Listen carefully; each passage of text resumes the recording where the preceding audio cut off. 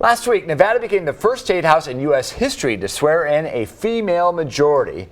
And one of the freshman lawmakers is a 23-year-old from Las Vegas, Selena Torres. She is the second youngest person ever elected to the Nevada legislature. Fox 5's Dave Hall sat down with Torres from humble roots to a seat at the big table. She says her story is the American dream.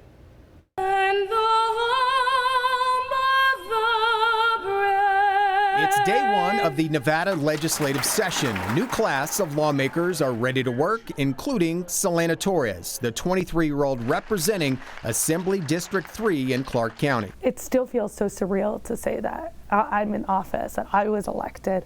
I think back to my dad, who came to this country with so little, came with a jean jacket and a backpack full of some things and hardly any money. And he came and he worked his way. Her father grew up in El Salvador. Didn't have much. Civil War broke out, thousands died, so he fled to America looking for a new life. He found it in Las Vegas. I remember the first time he voted. And this election, he got to vote for his daughter. That's surreal. That's something that could only happen in this country and in this community. I cried a lot. At first, I was overwhelmed. Tilly is Selena's mother. She knows the rough road the Torres family traveled to get here.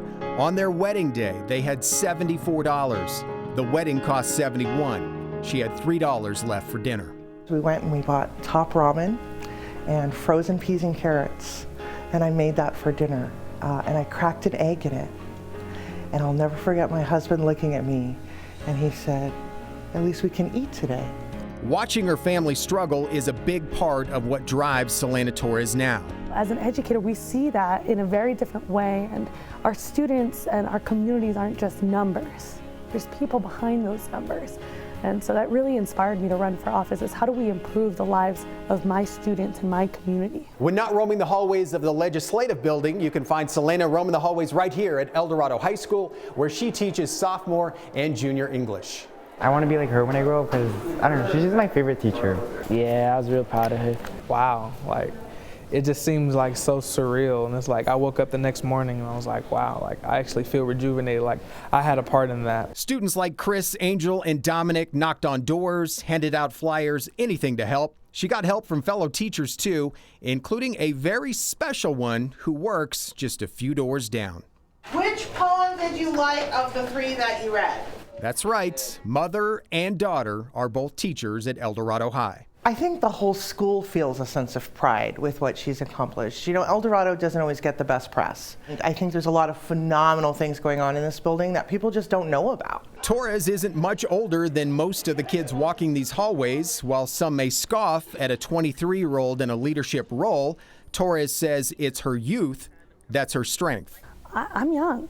I'm not looking for band-aids to solutions. I'm looking for long-term solutions to the problems that are facing our community, because I know that this community is going to be my community for the rest of my life. Since she grew up here in Las Vegas, she knows what needs to change. She teaches you stuff about your community and helps you understand, like, to appreciate where you came from and to appreciate life. It gives a sense of hope that anybody can do it.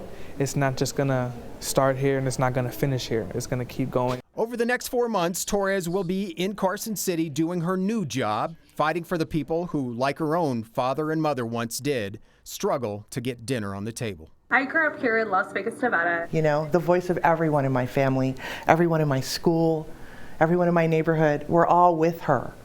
And it's immense pride that she's standing there representing me right now. What do you see as her future? President. I had a young high school girl, and she said, "You know, Miss Torres, I realized something. You could run for governor one day. You could run for president. Somebody from our community could run for president."